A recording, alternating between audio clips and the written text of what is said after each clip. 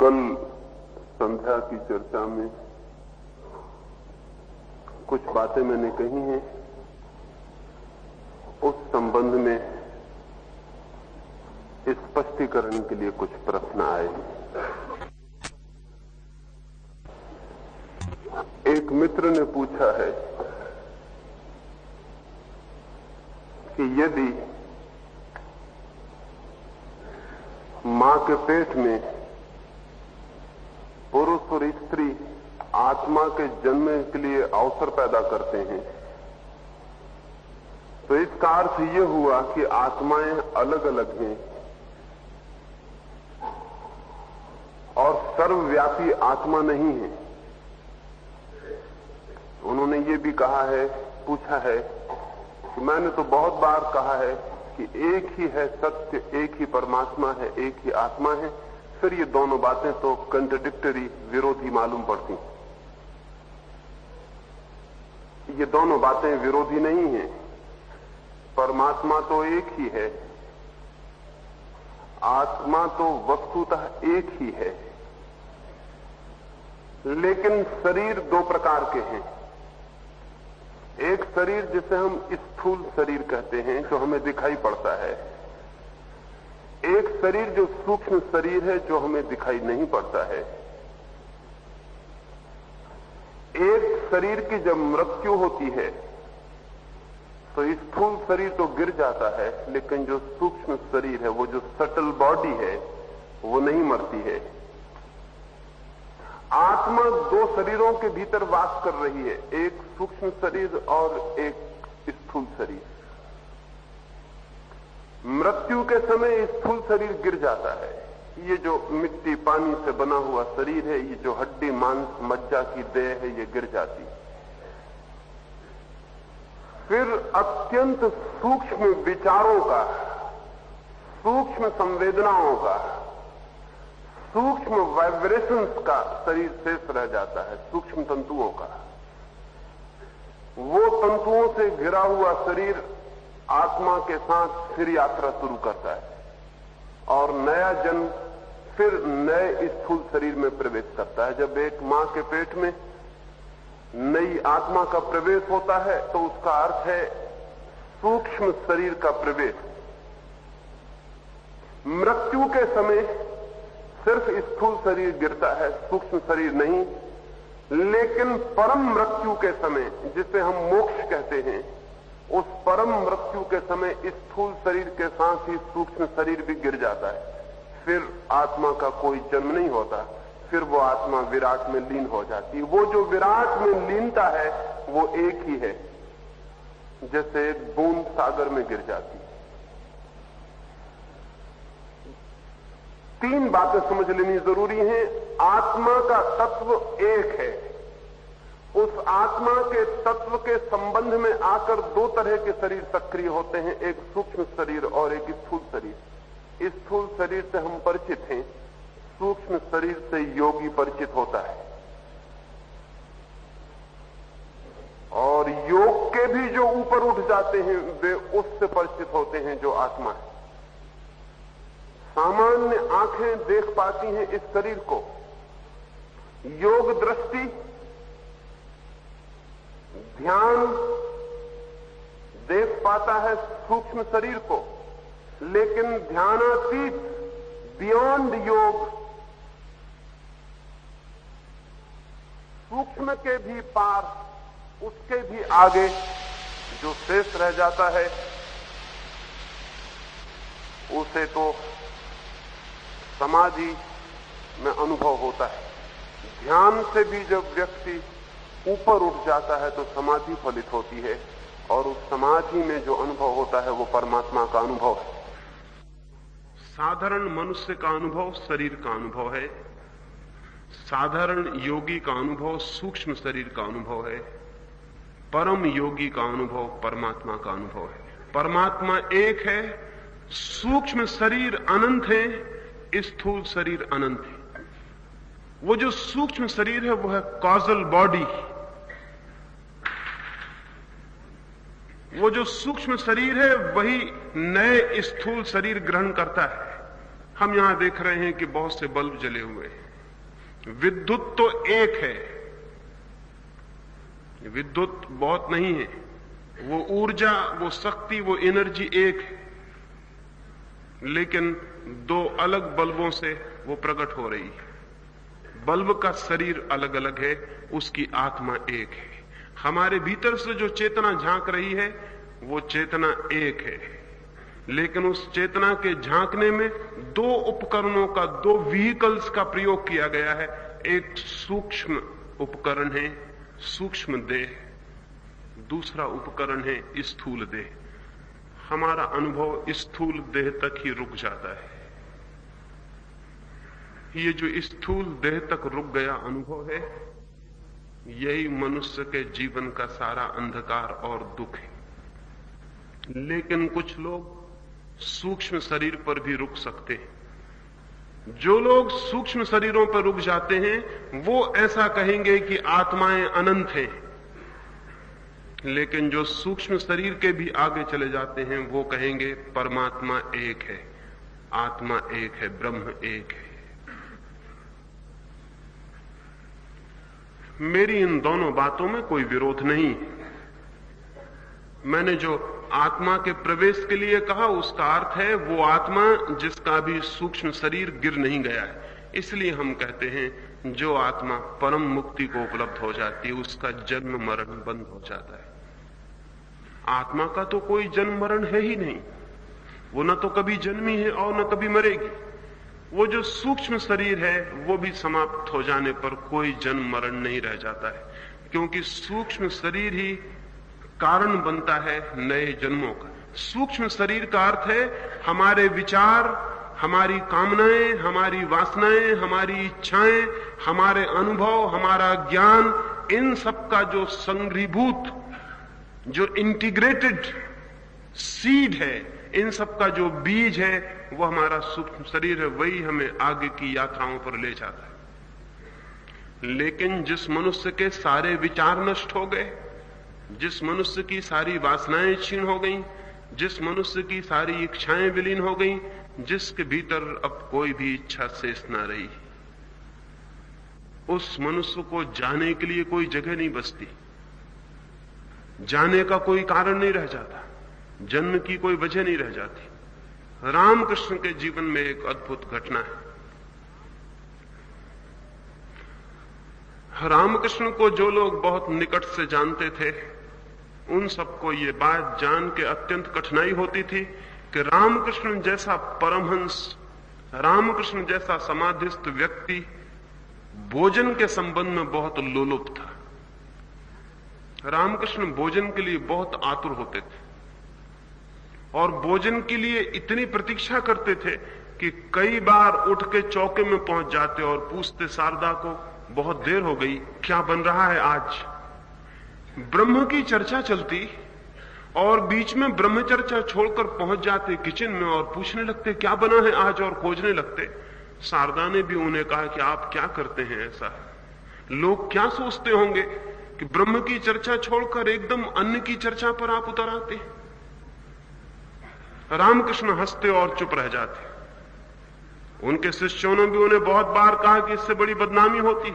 लोग कहते हैं कि ऐसा व्यक्ति क्या ज्ञान को उपलब्ध हुआ होगा जिसकी अभी रसना, जिसकी अभी जीभ इतनी लालायत होती है भोजन के लिए।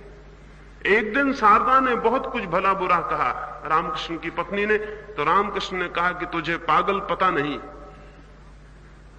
जिस दिन मैं भोजन के प्रति अरुचि प्रकट करूं तू समझ लेना कि अब मेरे जीवन की यात्रा केवल 3 दिन और शेष रह गई, बस 3 दिन से ज्यादा फिर मैं जीऊंगा नहीं। जिस दिन भोजन के प्रति मेरी उपेक्षा हो तू समझ लेना कि 3 दिन बाद मेरी मौत आ गई। शारदा कहने लगी इसका अर्थ? रामकृष्ण कहने लगे मेरी सारी वासनाएं क्षीण हो गई, मेरी सारी इच्छाएं विलीन हो गई, मेरे सारे विचार नष्ट हो गए हैं, लेकिन जगत के हित के लिए मैं रुका रहना चाहता हूं। मैं एक वासना को जबरदस्ती पकड़े हुए हूं, जैसे किसी नाव की सारी जंजीरें खुल गई हों और एक जंजीर से नाव अटकी रह गई हो, और एक जंजीर और टूट जाए तो नाव अपनी अनंत यात्रा पर निकल जाएगी। मैं चेष्टा करके रुका हुआ हूं, नहीं किसी की समझ में शायद उस दिन ये बात आई, लेकिन रामकृष्ण की मृत्यु के 3 दिन पहले शारदा थाली लगाकर रामकृष्ण के कमरे में गई। वे बैठे हुए देख रहे थे। उन्होंने थाली देख के आंख बंद कर ली, लेट गए और पीठ कर ली शारदा की तरफ। उसे एकदम से ख्याल आया कि उन्होंने कहा था कि 3 दिन बाद मौत हो जाएगी, जिस दिन भोजन के प्रति अरुचि करूं। उसके हाथ से थाली झन्ना के नीचे गिर पड़ी। वो छाती पीट कर रोने लगी। रामकृष्ण ने कहा, रो मत, तुम जो कहती थी वो बात भी अब पूरी हो गई। ठीक 3 दिन बाद रामकृष्ण की मृत्यु हो गई। एक छोटी सी वासना को प्रयास करके वे रोके हुए थे। उतनी छोटी सी वासना जीवन यात्रा का आधार बनी थी। वो वासना भी चली गई तो जीवन यात्रा का सारा आधार समाप्त हो गया। जिन्हें हम तीर्थंकर कहते हैं, जिन्हें हम बुद्ध कहते हैं, जिन्हें हम ईश्वर के पुत्र कहते हैं, जिन्हें हम अवतार कहते हैं, उनकी भी एक ही वासना शेष रह गई होती है और उस वासना को वे शेष रखना चाहते हैं करुणा के हित, सर्वमंगल के हित, सर्वलोक के हित। जिस दिन वो वासना भी क्षीण हो जाती है, उसी दिन जीवन की यह यात्रा समाप्त और अनंत की अंतहीन यात्रा शुरू हो जाती है। उसके बाद जन्म नहीं है, उसके बाद मरण नहीं है, उसके बाद न एक है न अनेक है। उसके पास तो जो शेष रह जाता है उसे संख्या में गिनने का कोई उपाय नहीं। इसलिए जो जानते हैं वो ये भी नहीं कहते कि ब्रह्म एक है, परमात्मा एक है, क्योंकि एक कहना व्यर्थ है जबकि 2 की गिनती न बनती हो। एक कहने का कोई अर्थ नहीं जबकि 2 और 3 न कहे जा सकते हो। एक कहना तभी तक सार्थक है जब तक कि 2, 3, 4 भी सार्थक होते हैं। संख्याओं के बीच ही एक की सार्थकता है। इसलिए जो जानते हैं वे ये भी नहीं कहते कि ब्रह्म एक है, वे कहते हैं ब्रह्म अद्वय है, नॉन डुअल है, 2 नहीं है। बहुत अद्भुत बात कहते हैं। वे कहते हैं परमात्मा 2 नहीं है। वे ये कहते हैं कि परमात्मा को संख्या में गिनने का उपाय नहीं है। एक कह के भी हम संख्या में गिनने की कोशिश करते हैं, वो गलत है। लेकिन उस तक पहुंचना दूर। अभी तो हम इस स्थूल पर खड़े हैं, उस शरीर पर जो अनंत है, अनेक है। उस शरीर के भीतर हम प्रवेश करेंगे तो एक और शरीर उपलब्ध होगा, सूक्ष्म शरीर। उस शरीर को भी पार करेंगे तो वो उपलब्ध होगा जो शरीर नहीं है, अशरीर है, जो आत्मा है। मैंने जो कल कहा उसमें जरा भी विरोध नहीं है, उसमें कोई विरोधाभास नहीं है। एक और मित्र ने पूछा है, आत्मा शरीर के बाहर चली जाए तो क्या दूसरे मृत शरीर में भी प्रवेश कर सकती है? कर सकती है, लेकिन दूसरे मृत शरीर में प्रवेश करने का कोई अर्थ और प्रयोजन नहीं रह जाता, क्योंकि दूसरा शरीर इसीलिए मृत हुआ है कि उस शरीर में रहने वाली आत्मा अब उस शरीर में रहने में असमर्थ हो गई थी। वो शरीर व्यर्थ हो गया था, इसीलिए छोड़ा गया है। कोई प्रयोजन नहीं है उस शरीर में प्रवेश का, लेकिन इस बात की संभावना है कि दूसरे शरीर में प्रवेश किया जा सके। लेकिन यह प्रश्न पूछना मूल्यवान नहीं है कि हम दूसरे के शरीर में कैसे प्रवेश करें। अपने ही शरीर में हम कैसे बैठे हुए हैं इसका भी हमें कोई पता नहीं। हम दूसरे के शरीर में प्रवेश करने की व्यर्थ की बातों पर विचार करने से क्या फायदा उठा सकते हैं। हम अपने ही शरीर में कैसे प्रविष्ट हो गए हैं इसका भी हमें कोई पता नहीं। हम अपने ही शरीर में कैसे जी रहे हैं इसका भी कोई पता नहीं। हम अपने ही शरीर से पृथक होकर अपने को देख सकें इसका भी कोई अनुभव नहीं। दूसरे के शरीर में प्रवेश का प्रयोजन भी नहीं है। लेकिन वैज्ञानिक रूप से यह कहा जा सकता है कि दूसरे के शरीर में प्रवेश संभव है, क्योंकि शरीर न दूसरे का है न अपना है, सब शरीर दूसरे हैं। जब मां के पेट में एक आत्मा प्रविष्ट होती है तब भी वो शरीर में प्रवेश हो रही है। बहुत छोटे शरीर में प्रवेश हो रही है, एटॉमिक बॉडी में प्रवेश हो रही है, लेकिन शरीर तो है। वो जो पहले दिन अणु बनता है मां के पेट में, वो अणु आपके पूरे शरीर की रूपाकृति अपने में छिपाए हुए है। 50 साल बाद आपके बाल सफेद हो जाएंगे, ये संभावना भी उस छोटे से बीज में छिपी हुई है। आपकी आंख का रंग कैसा होगा, ये संभावना भी उस बीज में छिपी हुई है। आपके हाथ कितने लंबे होंगे, आप स्वस्थ होंगे कि बीमार, आप गोरे होंगे कि काले, कि बाल घुंघराले होंगे, ये सारी बातें उस छोटे से बीज में पोटेंशियली छिपी हुई हैं। वो छोटी देह है, एटॉमिक बॉडी है, अणु शरीर है। उस अणु शरीर में आत्मा प्रविष्ट होती है। उस अणु शरीर की जो संरचना है, उस अणु शरीर की जो स्थिति है, जो सिचुएशन है, उसके अनुकूल आत्मा उसमें प्रविष्ट होती है। और दुनिया में जो मनुष्य जाति का जीवन और चेतना रोज नीचे गिरती जा रही है, उसका एकमात्र कारण है कि दुनिया के दंपति श्रेष्ठ आत्माओं के जन्म लेने की सुविधा पैदा नहीं कर रहे। जो सुविधा पैदा की जा रही है वह अत्यंत निकृष्ट आत्माओं के पैदा होने की सुविधा है। आदमी के मर जाने के बाद जरूरी नहीं है कि उस आत्मा को जल्दी ही जन्म लेने का अवसर मिल जाए। साधारण आत्माएं जो न बहुत श्रेष्ठ होती हैं, न बहुत निकृष्ट होती हैं, 13 दिन के भीतर नए शरीर की खोज कर लेती हैं। लेकिन बहुत निकृष्ट आत्माएं भी रुक जाती हैं, क्योंकि उतना निकृष्ट अवसर मिलना मुश्किल होता है। उन निकृष्ट आत्माओं को ही हम प्रेत और भूत कहते हैं। बहुत श्रेष्ठ आत्माएं भी रुक जाती हैं, क्योंकि उतने श्रेष्ठ अवसर का उपलब्ध होना मुश्किल होता है। उन श्रेष्ठ आत्माओं को ही हम देवता कहते हैं। पहली पुरानी दुनिया में भूत प्रेतों की संख्या बहुत ज्यादा थी और देवताओं की संख्या बहुत कम। आज की दुनिया में भूत प्रेतों की संख्या बहुत कम हो गई है और देवताओं की संख्या बहुत, क्योंकि देवता पुरुषों को पैदा होने का अवसर कम हो गया, भूत प्रेतों को पैदा होने का अवसर बहुत तीव्रता से उपलब्ध हुआ है।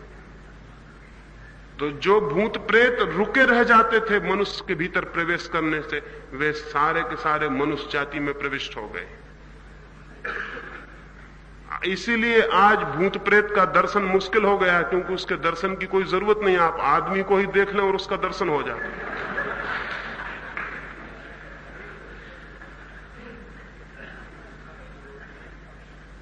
और देवता पर हमारा विश्वास कम हो गया, क्योंकि देव पुरुष ही जब दिखाई ना पड़ते हो तो देवता पर विश्वास करना बहुत कठिन है। एक जमाना था कि देवता उतनी ही वास्तविकता थी, उतनी ही एक्चुअलिटी थी, जितना कि हमारी और जीवन के दूसरे सत्य हैं। अगर हम वेद के ऋषियों को पढ़ें तो ऐसा नहीं मालूम पड़ता कि वे देवताओं के संबंध में जो बात कह रहे हैं वो किसी कल्पना के देवता के संबंध में बात कह रहे हो। नहीं, वे ऐसे देवता की बात कर रहे हैं जो उनके साथ गीत गाता है, हंसता है, बात करता है। वे ऐसे देवता की बात कर रहे हैं जो जैसे पृथ्वी पर चलता है, उनके अत्यंत निकट है। हमारा देवलोक से सारा संबंध विनष्ट हुआ है, क्योंकि हमारे बीच ऐसे पुरुष नहीं जो सेतु बन सकें, जो ब्रिज बन सकें, जो देवताओं और मनुष्यों के बीच में खड़े होकर घोषणा कर सकें कि देवता कैसे होते हैं। और इसका सारा जुम्मा मनुष्य जाति के दाम्पत्य की जो व्यवस्था है उस पर निर्भर है। मनुष्य जाति के दाम्पत्य की सारी व्यवस्था कुरूप, अगली और परवर्टेड है। पहली तो बात यह है कि हमने हजारों साल से प्रेम पूर्ण विवाह बंद कर दिए हैं और विवाह हम बिना प्रेम के कर रहे हैं। जो विवाह बिना प्रेम के होगा उस दंपति के बीच कभी भी वो आध्यात्मिक संबंध उत्पन्न नहीं होता जो प्रेम से संभव था। उन दोनों के बीच कभी भी वो हार्मनी, कभी भी वो एक रूपता और संगीत पैदा नहीं होता जो एक श्रेष्ठ आत्मा के जन्म के लिए जरूरी है। उनका प्रेम केवल साथ रहने की वजह से पैदा हो गया साहचर्य होता है। उनके प्रेम में वो आत्मा का आंदोलन नहीं होता जो दो प्राणों को एक कर देता है। प्रेम के बिना जो बच्चे पैदा होते हैं पृथ्वी पर, वे बच्चे प्रेमपूर्ण नहीं हो सकते, वे देवता जैसे नहीं हो सकते। उनकी स्थिति भूत प्रेत जैसी ही होगी। उनका जीवन घृणा, क्रोध और हिंसा का ही जीवन होगा। जरा सी बात फर्क पैदा करती है। अगर व्यक्तित्व की बुनियादी हार्मनी, अगर व्यक्तित्व की बुनियादी लयबद्धता नहीं है तो अद्भुत परिवर्तन होते हैं। शायद आपको पता ना होगा स्त्रियां पुरुषों से ज्यादा सुंदर क्यों दिखाई पड़ती हैं। शायद आपको ख्याल ना होगा स्त्री के व्यक्तित्व में एक राउंडनेस, एक सुडौलता क्यों दिखाई पड़ती है, वो पुरुष के व्यक्तित्व में क्यों नहीं दिखाई पड़ती। शायद आपको ख्याल में ना होगा कि स्त्री के व्यक्तित्व में एक संगीत, एक नृत्य, एक इनर डांस, एक भीतरी नृत्य क्यों दिखाई पड़ता है जो पुरुष में दिखाई नहीं पड़ता। एक छोटा सा कारण है, बहुत बड़ा कारण नहीं, एक छोटा सा, इतना छोटा कि आप कल्पना भी नहीं कर सकते, उतने छोटे से कारण पर व्यक्तित्व का इतना भेद पैदा हो जाता है। मां के पेट में जो बच्चा निर्मित होता है, पहला अणु, उस पहले अणु में 24 जीवाणु पुरुष के होते हैं, 24 जीवाणु स्त्री के होते हैं। अगर 24 के दोनों जीवाणु मिलते हैं तो 48 जीवाणुओं का पहला सेल निर्मित होता है। 48 सेल से जो प्राण पैदा होता है वो स्त्री का शरीर बन जाता है। उसके दोनों बाजू 24 के होते हैं, बैलेंस्ड, संतुलित। पुरुष का जो जीवाणु होता है वो 47 जीवाणुओं का होता है। एक तरफ 24 होते हैं, एक तरफ 23। बस ये बैलेंस टूट गया, वहीं से व्यक्तित्व का संतुलन टूट गया, हार्मनी टूट गई। स्त्री के दोनों पलवे व्यक्तित्व के बराबर संतुलन के हैं। उससे सारा स्त्री का सौंदर्य, उसकी सुदौड़ता, उसकी कला, उसके व्यक्तित्व का रस, उसके व्यक्तित्व का काव्य पैदा होता है। और पुरुष के व्यक्तित्व में जरा सी कमी है तो उसका एक तराजू 24 जीवाणुओं से बना हुआ है। मां से जो जीवाणु मिलता है वो 24 का बना हुआ है और पुरुष से जो मिलता है वो 23 का बना हुआ है। पुरुष के जीवाणुओं में दो तरह के जीवाणु होते हैं, 24 कोष्ठधारी और 23 कोष्ठधारी। 23 कोष्ठधारी जीवाणु अगर मां के 24 कोष्ठधारी जीवाणु से मिलता है तो पुरुष का जन्म होता है। इसलिए पुरुष में एक बेचैनी जीवन भर बनी रहती है, एक इंटेंस डिसकंटेंट बना रहता है। क्या करूं, क्या ना करूं, एक चिंता, एक बेचैनी, ये कर लूं, वो कर लूं। पुरुष की जो बेचैनी है एक छोटी सी घटना से शुरू होती है और वो घटना है कि उसके एक पलवे पर एक अणु कम है, उसका बैलेंस व्यक्तित्व का कम। स्त्री का बैलेंस पूरा है, स्त्री की हार्मनी पूरी है, उसकी लयबद्धता पूरी है। इतनी सी घटना इतना फर्क लाती है। हालांकि इससे स्त्री सुंदर तो हो सकी लेकिन स्त्री विकासमान नहीं हो सकी, क्योंकि जिस व्यक्तित्व में समता है वो विकास नहीं करता, वो ठहर जाता है। पुरुष का व्यक्तित्व विषम है, विषम होने के कारण वो दौड़ता है, विकास करता है, एवरेस्ट पे चढ़ता है, पहाड़ पार करता है, चांद पर जाएगा, तारों पर जाएगा, खोजबीन करेगा, सोचेगा, विचारेगा, ग्रंथ लिखेगा, धर्म निर्माण करेगा। स्त्री ये कुछ भी नहीं करेगी। न वो एवरेस्ट पे जाएगी, न वो चांद तारों पे जाएगी, न वो धर्मों की खोज करेगी, न ग्रंथ लिखेगी, न विज्ञान की शोध करेगी, वो कुछ भी नहीं करेगी। उसके व्यक्तित्व में एक संतुलन है, वो संतुलन उसे पार होने के लिए तीव्रता से नहीं भरता। पुरुष ने सारी सभ्यता विकसित की, एक छोटी सी बात के कारण से उसमें एक अणु कम है, और स्त्री सारी सभ्यता विकसित नहीं की। स्त्री ने उसमें एक अणु पूरा है। इतनी छोटी सी घटना इतने व्यक्तित्व का भेद ला सकती है। मैं इसलिए ये कह रहा हूं कि ये तो बायोलॉजिकली, ये तो जीव शास्त्र कहेगा कि इतना सा फर्क इतने भिन्न व्यक्तित्वों को जन्म दे देता है, और गहरे फर्क हैं और इनर डिफरेंस है। दो पुरुष और स्त्री के मिलने पर जिस बच्चे का जन्म होता है वो उन दोनों व्यक्तियों में कितना गहरा प्रेम है, कितनी आध्यात्मिकता है, कितनी पवित्रता है, कितने प्रेयरफुल, कितने प्रार्थनापूर्ण हृदय से वे एक दूसरे के पास आए हैं, इस पर निर्भर करेगा कि कितनी ऊंची आत्मा उनकी तरफ आकर्षित होती है, कितनी विराट आत्मा उनकी तरफ आकर्षित होती है, कितना महान दिव्य चेतना उस घर को अपना अवसर बनाती है। ये इस पर निर्भर करेगा। मनुष्य जाति क्षीण और दीन और दरिद्र और दुखी होती चली जा रही है। उसके बहुत गहरे में कारण मनुष्य के दाम्पत्य का विकृत होना है। और जब तक हम मनुष्य के दाम्पत्य जीवन को सुकृत नहीं कर लेते, सुसंस्कृत नहीं कर लेते, जब तक हम उसे स्पिरिचुअलाइज नहीं कर लेते, तब तक हम मनुष्य के भविष्य को सुधार नहीं सकते। और इस दुर्भाग्य में उन लोगों का भी हाथ है जिन लोगों ने गृहस्थ जीवन की निंदा की है और सन्यासी जीवन का बहुत ज्यादा शोरगुल मचाया, उनका हाथ है। क्योंकि एक बार जब गृहस्थ जीवन कंडेम्ड हो गया, निंदित हो गया, तो उस तरफ हमने विचार करना छोड़ दिया। नहीं, मैं आपसे कहना चाहता हूं,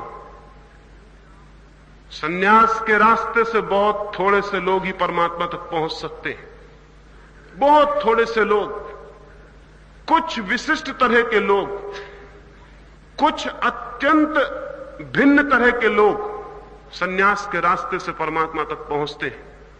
अधिकतम लोग गृहस्थ के रास्ते से और दाम्पत्य के रास्ते से ही परमात्मा तक पहुंचते हैं। और आश्चर्य की बात है ये कि गृहस्थ के मार्ग से पहुंच जाना अत्यंत सरल और सुलभ है, लेकिन उस तरफ कोई ध्यान नहीं दिया गया। आज तक का सारा धर्म सन्यासियों के अति प्रभाव से पीड़ित है। आज तक का पूरा धर्म गृहस्थ के लिए विकसित नहीं हो सका। और अगर गृहस्थ के लिए धर्म विकसित होता तो हमने जन्म के पहले क्षण से विचार किया होता कि कैसी आत्मा को आमंत्रित करना है, कैसी आत्मा को पुकारना है, कैसी आत्मा को प्रवेश देना है जीवन में।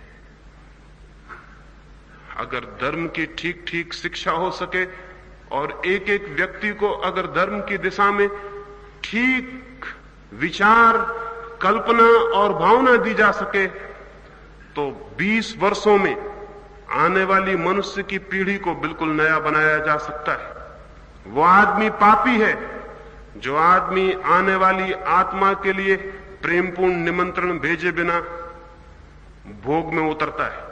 वो आदमी अपराधी है, उसके बच्चे नाजायज हैं, चाहे उसने बच्चे विवाह के द्वारा पैदा किए हों। जिन बच्चों के लिए उसने अत्यंत प्रार्थना और पूजा से और परमात्मा को स्मरण करके नहीं बुलाया, वो आदमी अपराधी है। सारी संततियों के सामने वो अपराधी रहेगा। कौन हमारे भीतर प्रविष्ट होता है, इस पर निर्भर करता है सारा भविष्य। हम शिक्षा की फिक्र करते हैं, हम वस्त्रों की फिक्र करते हैं, हम बच्चों के स्वास्थ्य की फिक्र करते हैं, लेकिन बच्चों की आत्मा की फिक्र हम बिल्कुल ही छोड़ दिए। इससे कभी भी कोई अच्छी मनुष्य जाति पैदा नहीं हो सकती। इसलिए ये बहुत फिक्र मत करें कि दूसरे के शरीर में कैसे प्रवेश करें।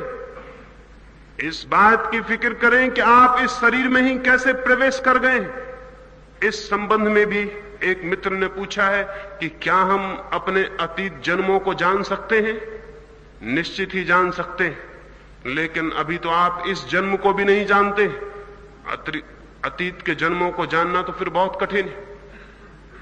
निश्चित ही मनुष्य जान सकता है अपने पिछले जन्मों को, क्योंकि जो भी एक बार चित्त पर स्मृति बन गई है वो नष्ट नहीं होती। वो हमारे चित्त के गहरे तलों में, अनकॉन्शियस हिस्सों में सदा मौजूद रहती। हम जो भी जानते हैं उसे कभी नहीं भूलते हैं। अगर मैं आपसे पूछूं कि 1950 में 1 जनवरी को आपने क्या किया था, तो शायद आप कुछ भी नहीं बता सकेंगे। आप कहेंगे कि मुझे क्या याद है, मुझे कुछ भी याद नहीं। 1 जनवरी 1950 कुछ भी ख्याल नहीं आता कि मैंने कुछ किया। लेकिन अगर आपको सम्मोहित किया जा सके, हिप्नोटाइज किया जा सके और सरलता से किया जा सकता है, और आपको बेहोश करके पूछा जाए कि 1 जनवरी 1950 में आपने क्या किया, तो तो आप सुबह से सांझ तक का ब्यौरा इस तरह बता देंगे जैसे अभी वो 1 जनवरी आपके सामने से गुजर रही हो। आप ये भी बता देंगे कि 1 जनवरी को सुबह जो मैंने चाय पी थी उसमें शक्कर थोड़ी कम थी। आप ये भी बता देंगे कि जिस आदमी ने मुझे चाय दी थी उस आदमी के शरीर से पसीने की बदबू आ रही थी। आप इतनी छोटी बातें बता देंगे कि जो जूता मैं पहने हुए था वो मेरे पैर में काट रहा था। सम्मोहित अवस्था में आपके भीतर की स्मृति को बाहर लाया जा सकता है। मैंने उस दिशा में बहुत से प्रयोग किए, इसलिए आपसे कहता हूं। और जिस मित्र को भी इच्छा हो अपने पिछले जन्मों में जाने की, उसे ले जाया जा सकता है, लेकिन पहले उसे इसी जन्म में पीछे लौटना पड़ेगा। इस जन्म की ही स्मृतियों में पीछे लौटना पड़ेगा। वहां तक पीछे लौटना पड़ेगा जहां वो मां के पेट में कंसीव हुआ, गर्भधारण हुआ, और उसके बाद फिर दूसरे जन्म की स्मृतियों में प्रवेश किया जा सकता है। लेकिन ध्यान रहे, प्रकृति ने पिछले जन्मों को भूलने की व्यवस्था अकारण नहीं की है। कारण बहुत महत्वपूर्ण है, और पिछला जन्म तो दूर है। अगर आपको 1 महीने की भी सारी बातें याद रह जाएं तो आप पागल हो जाएंगे। 1 दिन की भी अगर सुबह से सांझ तक की सारी बातें याद रह जाएं तो आप जिंदा नहीं रह सकेंगे। तो प्रकृति की सारी व्यवस्था यह है कि आपका मन कितने तनाव झेल सकता है, उतने ही स्मृति आपके भीतर शेष रहने दी जाती, शेष सब अंधेरे गर्त में डाल दी जाती। जैसे घर में एक कबाड़ घर होता है, पीछे बेकार चीजें आप कबाड़ घर में डाल के दरवाजा बंद कर देते, वैसे ही स्मृति का एक कलेक्टिव हाउस, एक अनकॉन्शियस घर है, एक अचेतन घर है, जहां स्मृति में जो बेकार होता चला जाता है, जिसे चित्त में रखने की जरूरत नहीं, वो सब संग्रहित होता रहता है। वहां जन्म जन्मों की स्मृतियां संग्रहित है। लेकिन अगर कोई आदमी अनजाने बिना समझे हुए उस घर में प्रविष्ट हो जाए तो तत्क्षण पागल हो जाएगा। इतनी ज्यादा है वे संस्मृतियां। एक महिला मेरे पास प्रयोग करती थी, उनको बहुत इच्छा थी कि वो पिछले जन्मों को जाने। मैंने उन्हें कहा कि ये हो सकता है, लेकिन आगे की जिम्मेवारी समझ लेनी चाहिए, क्योंकि हो सकता है पिछले जन्म को जानने से आप बहुत चिंतित और परेशान हो जाएं। उन्होंने कहा कि नहीं, मैं क्यों परेशान होंगी, पिछला जन्म तो हो चुका है, अब क्या फिक्र की बात। उन्होंने प्रयोग शुरू किया। वे एक कॉलेज में प्रोफेसर थी, बुद्धिमान थी, समझदार थी, हिम्मतवर थी। उन्होंने प्रयोग शुरू किया, और जिस भांति मैंने कहा, उन्होंने गहरे से गहरे मेडिटेशन किए, गहरे से गहरा ध्यान किया, धीरे धीरे स्मृति के नीचे के परतों को उखाड़ना शुरू किया। और एक दिन, जिस दिन पहली बार उन्हें पिछले जन्म में प्रवेश मिला, वो भागती हुई आई, उनके हाथ पैर कप रहे थे, आंख से आंसू बह रहे थे। वो एकदम छाती पीट पीट कर रोने लगी और कहने लगी, मैं भूलना चाहती हूं उस बात को जो मुझे याद आ गई, मैं उस पिछले जन्म में अब आगे नहीं जाना चाहती। मैंने कहा, अब मुश्किल है, जो याद आ गई उसे भूलने में फिर बहुत वक्त लग जाएगा, लेकिन इतनी घबराहट क्या है। उन्होंने कहा कि नहीं नहीं, पूछिए ही मत। मैं तो सोचती थी मैं बहुत पवित्र हूं, बहुत सच्चरित्र हूं, लेकिन पिछले जन्म में एक मंदिर में वेश्या थी दक्षिण के, मैं देवदासी थी, और मैंने हजारों पुरुषों के साथ संभोग किया, और मैंने अपने शरीर को बेचा। नहीं, मैं उसे भूलना चाहती हूं, मैं उसे एक क्षण भी याद नहीं रखना चाहती हूं। मैंने कहा, अब ये इतना आसान नहीं है, याद करना बहुत आसान है, भूलना बहुत मुश्किल है। पिछले जन्म में जाया जा सकता है, और जिसकी भी मर्जी हो उसके रास्ते हैं, मेथोडोलॉजी। महावीर और बुद्ध दोनों मनुष्यों ने मनुष्य जाति को जो बड़े से बड़ा दान दिया है, वो उनके अहिंसा महिंसा का सिद्धांत नहीं है, वो सबसे बड़ा दान है जाति स्मरण का सिद्धांत। वो है पिछले जन्मों की स्मृति में उतरने की कला।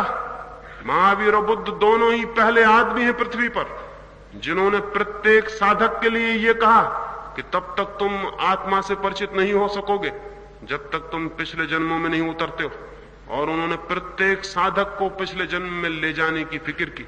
और एक बार कोई आदमी अपने पिछले जन्म की स्मृतियों में जाने का हिम्मत जुटा ले, वो दूसरा आदमी हो जाएगा, क्योंकि उसे पता चलेगा कि जिन बातों को मैं हजारों बार कर चुका हूं उन्हीं को फिर कर रहा हूं। कैसा पागल हूं।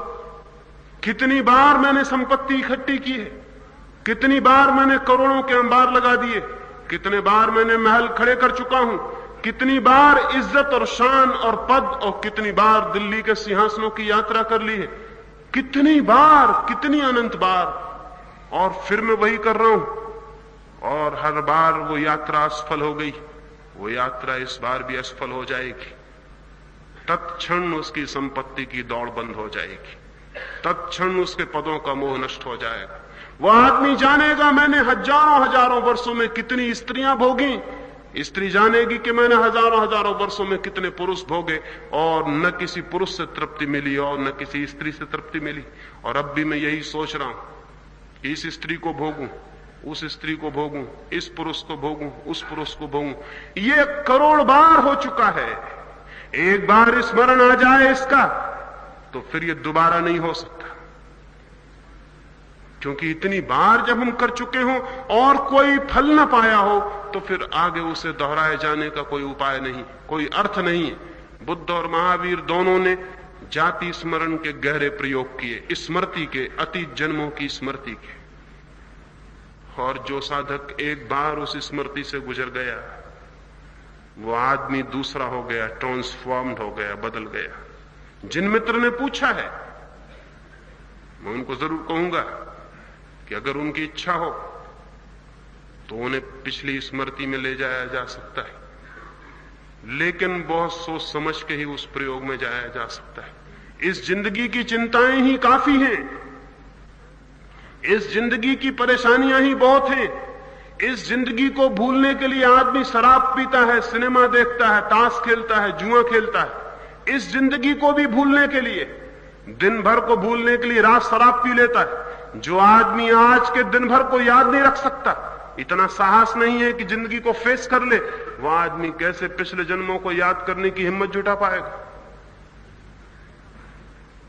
ये जान के आपको हैरानी होगी कि सारे धर्मों ने शराब का विरोध किया है, और ये साधारण बिल्कुल न समझने वाले नेतागण जो दुनिया को समझाते हैं कि शराब का इसलिए विरोध किया है कि उससे चरित्र नष्ट हो जाता है, कि उससे घर की संपत्ति नष्ट हो जाती है, कि आदमी लड़ने झड़ने लगता है, ये सब बेवकूफी की बातें।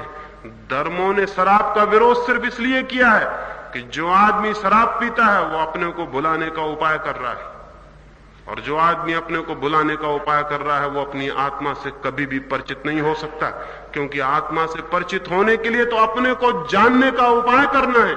इसलिए शराब और समाधि दो विरोधी चीजें बन गई, उनका इससे कोई मतलब नहीं है, क्योंकि सच तो यह है, और ये बात बहुत समझ लेनी जैसी है। आमतौर से लोग समझते हैं कि शराबी आदमी बुरा होता है। मैं शराबियों को भी जानता हूं और उनको भी जो शराब नहीं पीते।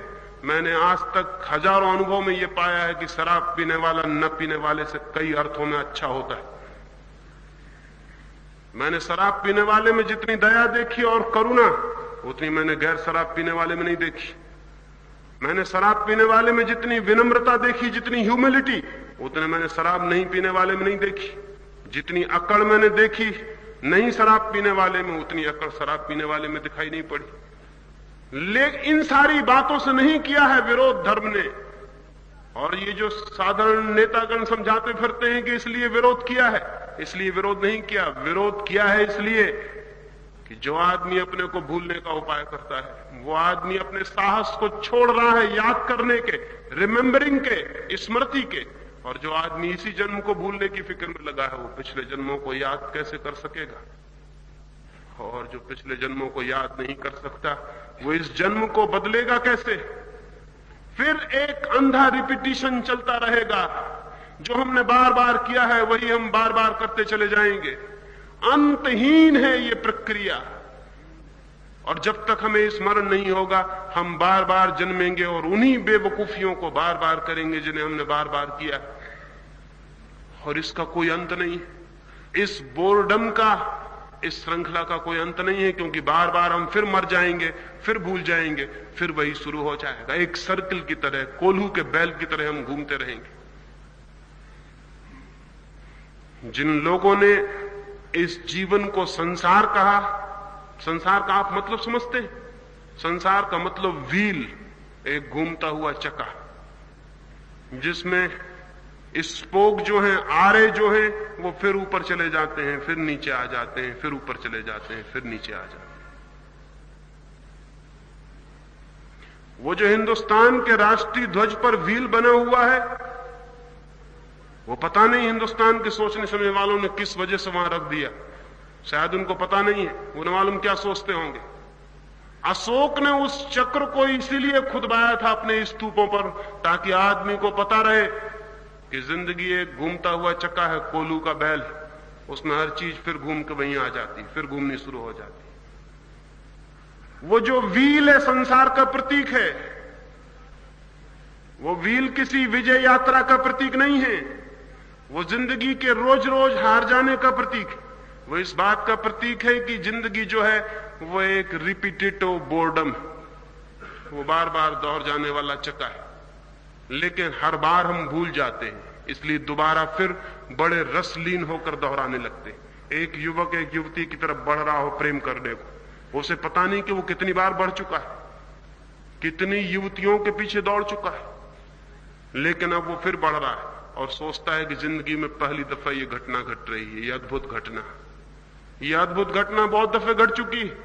और अगर उसे पता चल जाए तो उसकी हालत वैसी हो जाएगी जैसे कोई आदमी एक ही फिल्म को 10-25 दफे देख के हो जाती। अगर आप आज फिल्म देखने गए हैं तो बात और है, कल भी आपको ले जाया जाए तो आप बर्दाश्त कर लेंगे, तीसरे दिन आप कहने लगेंगे क्षमा करिए अब मैं नहीं जाना चाहता हूं। लेकिन आपको मजबूर किया जाए कि पुलिस वाले पीछे लगे हैं, ये आपको ले ही जाएंगे, और 15 दिन वही फिल्म, तो 16वें दिन आप गर्दन दबा के मरने की कोशिश करेंगे कि अब इस फिल्म को मैं नहीं देखना चाहता हूं, यह हद हो गई, 15 दिन देख चुका हूं, अब कब तक देखता रहूं। लेकिन वो पुलिस वाले पीछे लगे हैं कि नहीं ये तो देखनी ही पड़ेगी। लेकिन अगर रोज फिल्म देखने के बाद अफीम खिला दी जाए और भूल जाएं आप कि मैंने फिल्म देखी थी, दूसरे दिन फिर आप टिकट लेके उसी फिल्म में मौजूद हो सकते और बड़े मजे से देख सकते।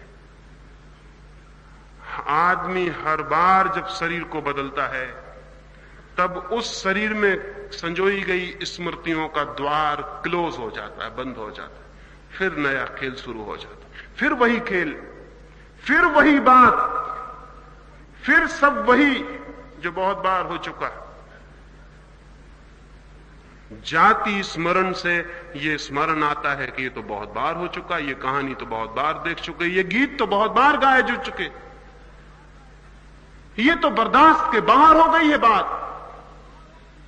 जाति स्मरण से पैदा होती है विरक्ति, जाति स्मरण से पैदा होता है वैराग्य, और किसी तरह वैराग्य उत्पन्न नहीं होता। वैराग्य उत्पन्न होता है जाति स्मरण से, रिमेंबरिंग ऑफ द पास्ट, वो जो बीत गए जन्म है उनकी स्मृति से। और इसीलिए दुनिया में वैराग्य कम हो गया है, क्योंकि पिछले जन्मों का कोई स्मरण नहीं, कोई उपाय नहीं। जिन मित्र ने कहा है उनको मैं कहूंगा कि मेरी तैयारी पूरी है, मैं जो भी कह रहा हूं उसे सिर्फ इसलिए नहीं कह रहा हूं कि मेरे लिए वो कोई सिद्धांत, मैं जो भी कह रहा हूं एक एक शब्द पर जिद्द के साथ प्रयोग करने की मेरी तैयारी है। और कोई भी आदमी की तैयारी हो तो मुझे बहुत खुशी होगी। कल मैंने निमंत्रण दिया था कि जो लोग संकल्प करने की हिम्मत रखते हैं, 2-4 मित्रों के पत्र आए और मुझे बड़ी खुशी हुई। उन्होंने खबर दी है कि हम बहुत उत्सुक हैं और हम प्रतीक्षा में थे कि कोई हमें बुलाए, और आपने पुकार दी तो हम राजी। वो राजी हैं तो मुझे बहुत खुशी है और मेरा द्वार उनके लिए खुला है। मैं उन्हें जितने दूर ले चलना चाहूं, वे जितनी दूर चलना चाहें उतने दूर उन्हें ले जाया जा सकता है। इस बात जरूरत पड़ गई है दुनिया को कि कम से कम थोड़े से लोग प्रबुद्ध हो सके। अगर थोड़े से लोग भी प्रबुद्ध हो सके तो हम मनुष्य जाति के सारे अंधकार को तोड़ सकते हैं। हिंदुस्तान में 2 प्रयोग चलते थे पिछले 50 सालों में, शायद आपको ख्याल में भी नहीं होगा कि हिंदुस्तान में 2 विपरीत ढंग के प्रयोग 50 सालों में चले। एक प्रयोग गांधी ने किया, एक प्रयोग श्री अरविंद करते थे। गांधी ने एक प्रयोग किया एक एक मनुष्य के चरित्र को ऊपर उठाने का। उसमें गांधी सफल होते हुए दिखाई पड़े लेकिन बिल्कुल असफल हो गए।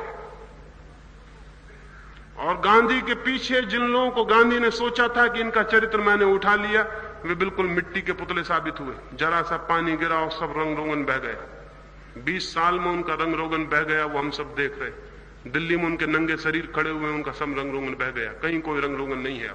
वो जो गांधी ने पोत पात के तैयार किया था, वो सब वर्षा में बह गया। जब तक पद की वर्षा नहीं हुई थी, तब तक उनकी शक्लें बहुत शानदार मालूम पड़ती थी और उनके खादी के कपड़े बहुत धुले हुए दिखाई पड़ते थे और उनकी टोपियां ऐसी लगती थी कि मुल्क को ऊपर उठा लेंगी। लेकिन आज वही टोपियां इस योग्य हो गई हैं कि गांव गांव में उनकी होली जलाई जाए, क्योंकि वो बुर्जुआ, क्योंकि वो मुल्क के भ्रष्टाचार की प्रतीक बन गई। गांधी ने एक प्रयोग किया था जिसमें मालूम हुआ कि वो सफल हो रहे हैं, लेकिन बिल्कुल असफल हो गए। गांधी जैसा प्रयोग बहुत बार किया गया और हर बार असफल हो गया। श्री अरविंद एक प्रयोग करते थे जिसमें वो सफल होते हुए नहीं मालूम पड़े, नहीं सफल हो सके, लेकिन उनकी दिशा बिल्कुल ठीक थी। वे ये प्रयोग कर रहे थे कि क्या यह संभव है कि थोड़ी सी आत्माएं इतने ऊपर उठ जाएं कि उनकी मौजूदगी, उनकी प्रेजेंस दूसरी आत्माओं को ऊपर उठाने लगे और पुकारने लगे और दूसरी आत्माएं ऊपर उठने लगे। क्या यह संभव है कि एक मनुष्य की आत्मा ऊपर उठे तो उसके साथ पूरी मनुष्य जात की आत्मा का स्तर ऊपर उठ जाए? यह न केवल संभव है बल्कि केवल यही संभव है। दूसरी आज कोई बात सफल नहीं हो सकती। आज आदमी तो इतने नीचे गिर चुका है कि अगर हमने ये फिक्र की कि हम एक एक आदमी को बदलेंगे तो शायद ये बदलाहट कभी नहीं होगी, बल्कि जो आदमी उनको बदलने जाएगा उनके सत्संग में उसके खुद के बदल जाने की संभावना ज्यादा है। उसके बदल जाने की संभावना ज्यादा है कि वो भी उनके साथ भ्रष्ट हो जाए। आप देखते हैं जितने जनता के सेवक जनता की सेवा करने जाते हैं, थोड़े दिन में पता चलता है कि वो ही जनता की जेब काटने वाले लोग सिद्ध हो रहे हैं। वो गए थे सेवा करने, वो गए थे लोगों को सुधारने, थोड़े दिन में पता चलता है कि लोग उनको सुधारने का विचार कर रहे हैं।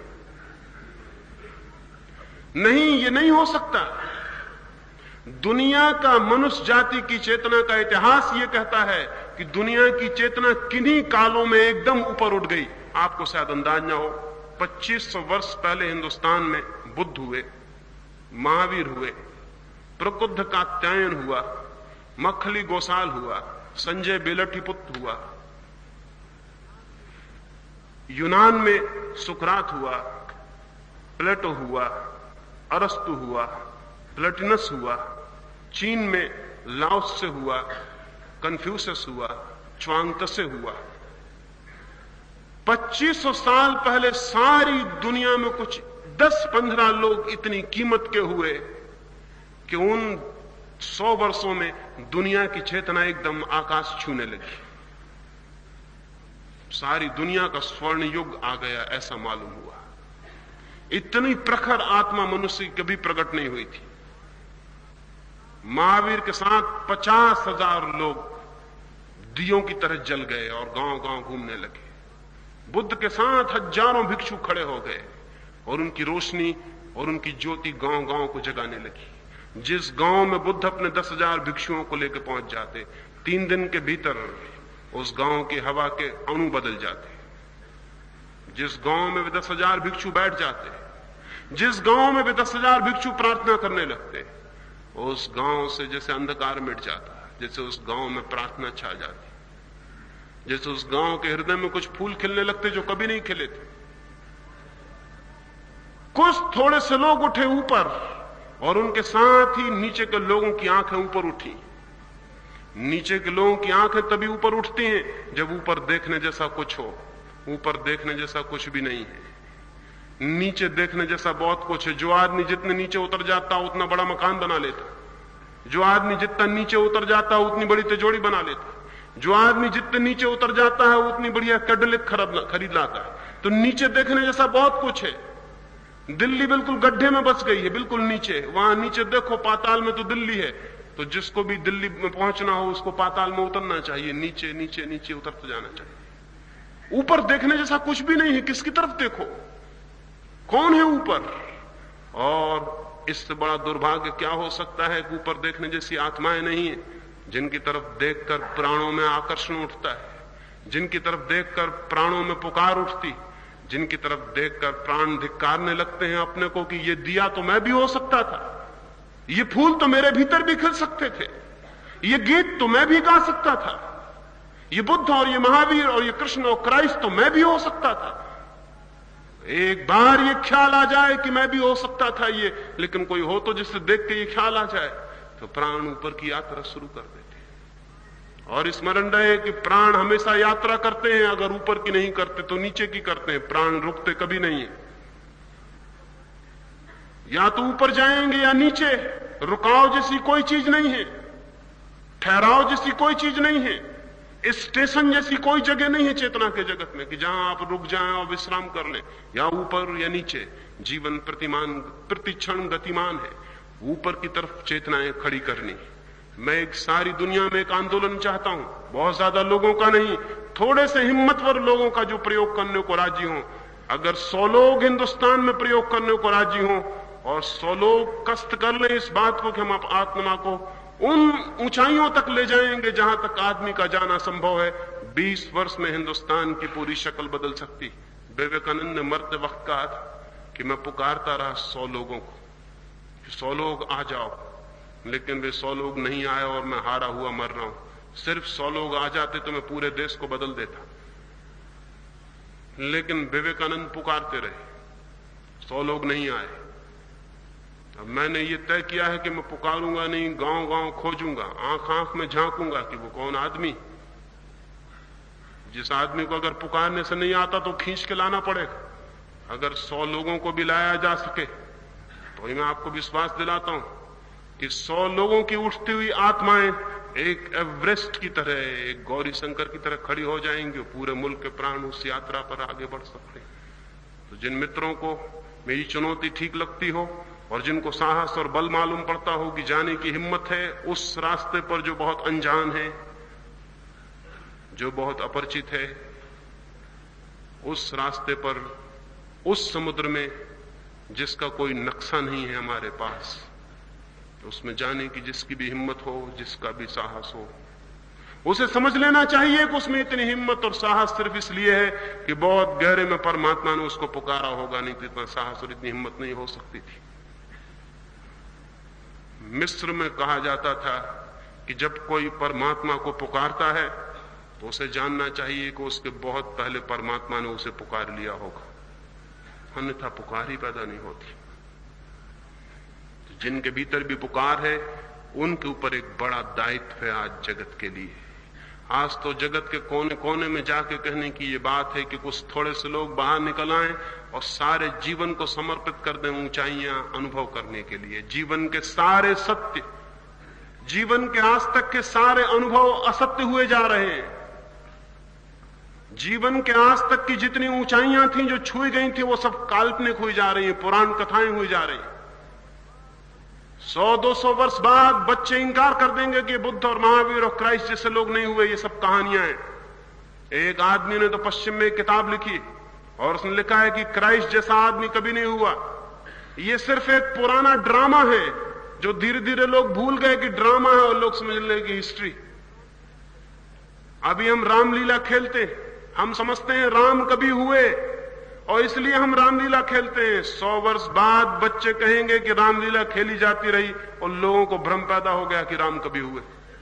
ये रामलीला पहले, राम पीछे। ये रामलीला एक नाटक रहा होगा, बहुत दिनों से चलता रहा, क्योंकि जब हमारे सामने राम और बुद्ध और क्राइस्ट जैसे आदमी दिखाई पड़ने बंद हो जाएंगे तो हम कैसे विश्वास कर लें कि ये लोग कभी हुए। फिर आदमी का मन कभी ये मानने को राजी नहीं होता कि उससे ऊंचे आदमी भी हो सकते। आदमी का मन ये मानने को कभी राजी नहीं होता कि मुझसे ऊंचा भी कोई है। हमेशा उसका मानने का मन ये होता है कि मैं सबसे ऊंचा आदमी हूं। अपने से ऊंचे आदमी को तो बहुत मजबूरी में मानता है, नहीं तो कभी मानता नहीं। 1000 कोशिश करता है खोजने की कि कोई भूल मिल जाए, कोई खामी मिल जाए तो बता दूं कि यह आदमी भी नीचा है, तृप्त हो जाऊं कि नहीं ये बात गलत थी, कोई पता चल जाए तो जल्दी से घोषणा कर दूं कि पुरानी मूर्ति खंड